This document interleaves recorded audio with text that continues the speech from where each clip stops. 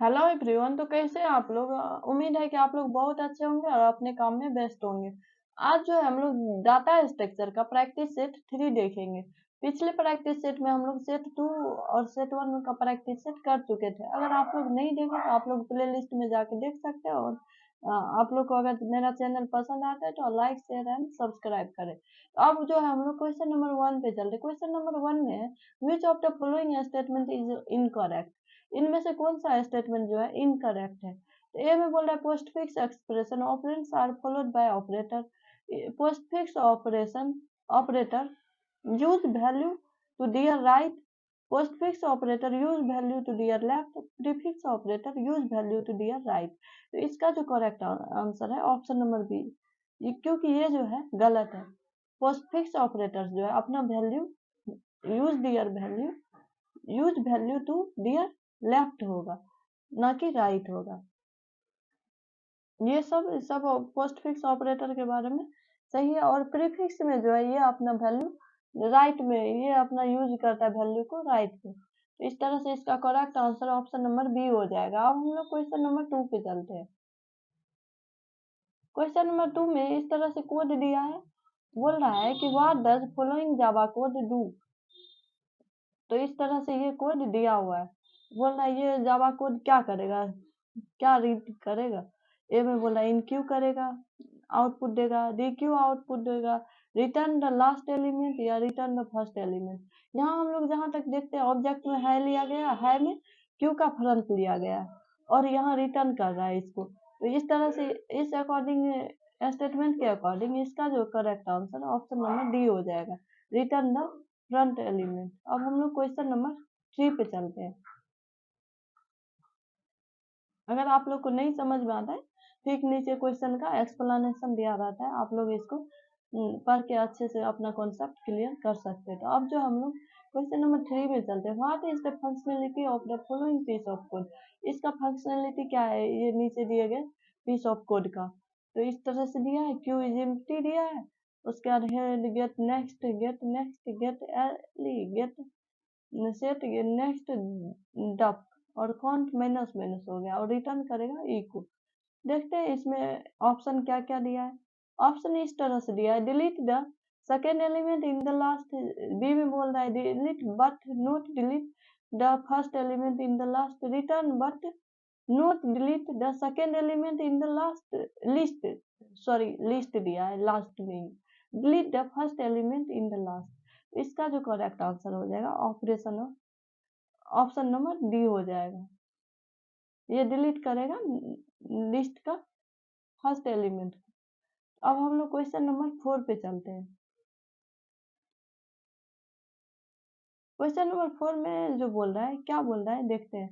Question number 4 में बोल रहा है which is the predefined method available in Java to convert decimal to binary numbers. Decimal से binary number को convert करने के लिए जावा में कौन सा मेथड अवेलेबल है, प्री डिफाइंड मेथड। ए में बोल रहा है to binary string int, B में इस तरह से बाइनरी वैल्यू इंट, सी में बोल रहा है बाइनरी इंटीजर इंट और डी में बोल रहा है बाइनरी नंबर इंट। इसका जो करेक्ट आंसर हो जाएगा ऑप्शन नंबर ए हो जाएगा, बाइनरी स्ट्रिंग इंट हो जाएगा। अब हम लोग नेक्स्ट क्वेश्चन नंबर 5 पे चलते हैं।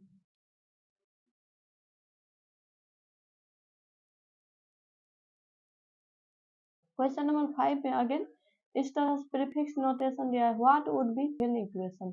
ये इक्वेशन दिया है और इसका प्रीफिक्स नोटेशन जो है अपना वैल्यू पहले वैल्यू जो है अपना राइट साइड में करता है और साइन जो है जैसे मल्टीप्लिकेशन का होगा ऑपरेटर को जो है ये लेफ्ट साइड में रखता है और वैल्यू को राइट साइड में रखता है। और इसी तरह से हम लोग पोस्ट फिक्स का देखेंगे तो पोस्ट फिक्स इसका अपोजिट में करता है, ये अपना ऑपरेटर पहले रखता है और ये जो वैल्यू को लेफ्ट में रखता है। तो इस तरह से वैल्यू जो हो जाएगा इसका वैल्यू ABCD जो भी होगा इस तरह से होगा पोस्ट फिक्स का। तो देखते हैं इसका क्या होगा, ऑप्शन कौन सा ऑप्शन करेक्ट होगा। ए में इस तरह से दिया है, बी में इस तरह से, सी में इस तरह से और डी में बोल इस तरह से देगा। इसका करेक्ट ऑप्शन नंबर डी हो जाएगा। देखते हैं ये इस तरह से दिया है और ये अपना वैल्यू जो है राइट शिफ्ट किया हुआ है, तो ये इसका प्रीफिक्स कोड हो जाएगा। अब हम लोग नेक्स्ट क्वेश्चन नंबर 6 पे चलते हैं। क्वेश्चन नंबर 6 में बोल रहा है कि the essential condition which is checked before deletion in A link list is. हम लोग जो है कौन सा इसेंशियल कंडीशन को चेक करेंगे क्यू से अगर हम लोग को कुछ डिलीट करना है। तो इसमें बोल रहा है रेयर वैल्यू, बी में बोल रहा है ओवरफ्लो, सी में बोल रहा है अंडरफ्लो और डी में बोल रहा है फ्रंट वैल्यू। तो इसका जो करेक्ट आंसर है ऑप्शन नंबर सी है, अंडरफ्लो को हम लोग चेक करते हैं। अब हम लोग नेक्स्ट क्वेश्चन नंबर 7 पे चलते हैं।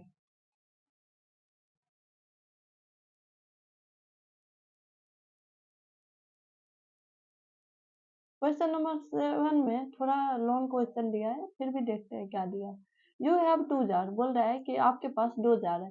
One jar which has 10 rings, one jar में जो है 10 रिंग्स है, और सेकेंड जार में अदर में जो है नहीं है, कुछ नहीं है। और they are placed one above the other, एक पे दूसरा रखा हुआ है इस तरह से। और you want to remove the last ring, आप चाहते हैं कि लास्ट रिंग हम जो है जार से रिमूव करें।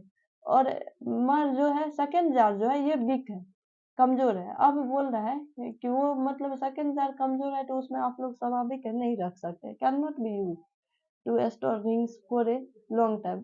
आप लोग इसका यूज नहीं कर सकते रिंग को स्टोर करने के लिए लॉन्ग टाइम के लिए। तो इसमें बोल रहा है कौन सा कंडीशन फिट बैठेगा इस पे। तो यहाँ बोल रहा है ए में बोल रहा है empty the first jar by removing it one by one from the first jar and placing it into the second jar, and empty the second jar by placing all the rings into the first jar one by one। B में बोल रहा है कि there exist no possible way to do this। बोल रहा है कि अगर यहाँ जो एग्जिस्ट करेगा कोई भी पॉसिबल नहीं होगा, कोई भी पॉसिबल रास्ता इसका नहीं होगा रिमूव करने का। Break the jar and remove the last one, यहाँ बोल रहा है या फिर आप ब्रेक कर दे जार को और रिमूव कर दे लास्ट को। डी में बोल रहा है empty the first jar by removing it one by one from the first jar and placing it into second jar. तो ये तो ऑप्शन कहीं से सही नहीं होगा, ये भी नहीं होगा। हम जार को फोड़ देंगे तो स्वाभाविक है हम स्टोर ही नहीं कर पाएंगे। एग्जिस्ट एग्जिस्ट तो करेगा, कोई ना कोई सॉल्यूशन तो होगा इसका। इस तरह से इसका जो ऑप्शन नंबर ए करेक्ट हो जाएगा। यहाँ जो हम लोग डी डी क्यू के बेस पे चलेंगे। डी क्यू ऑपरेशन में होता है पहले इस तरह से एक खाली करते हैं, फिर वन बाय वन करके फिर उसको पुट करते हैं, रिमूव करते हैं, फिर इस तरह से। तो ये जो है प्रोसेस डी क्यू ऑपरेशन का है। अब हम लोग नेक्स्ट क्वेश्चन नंबर 8 को देखते हैं। क्वेश्चन नंबर 8 में जो था कुछ मिसिंग था, इसीलिए उसको रिमूव करना पड़ा हमको, हटाना पड़ा उस क्वेश्चन को। अब क्वेश्चन नंबर 9 में देखते हैं। क्वेश्चन नंबर 9 में which of the following is an infix expression, निम्नलिखित में से कौन सा जो है इनफिक्स ऑपरेशन है। ए में बोला A plus B into C plus D, B में बोल रहा है प्लस ए बी, सी में बोल रहा है A B C plus star, और डी में बोल रहा है इस तरह से दिया है। तो ये जो है ये क्या है, ये हम लोग को लगता है ये पोस्टफिक्स का है और ये प्रीफिक्स का है और ये जो है इनफिक्स का हो जाता है। तो इस तरह से इसका correct answer option number A हो जाता है। अब हम लोग 10वां क्वेश्चन देखते हैं, लास्ट क्वेश्चन। 10वां क्वेश्चन में इस तरह से दिया है कि select the code snippet will return true if the stack is empty, false otherwise। तो देखते हैं कोड में इस तरह से दिया है boolean empty और q1 डॉट empty से, तो q1 ही empty होगा, इससे जो है q2 empty होगा, और इससे ये जो है इससे दोनों हो जाएगा। अब हम लोग नेक्स्ट को देखते हैं ऑप्शन डी पे। ऑप्शन डी में अगेन इस तरह से दिया है मगर एंड दिया है, तो इसका जो correct answer option number C हो जाएगा। तो इस तरह से हम लोग जो यहाँ टोटल 10 क्वेश्चन देखे। अगर आप लोग को नहीं समझ में आता है तो आप लोग इसका एक्सप्लेनेशन देख सकते हैं। Thanks for watching.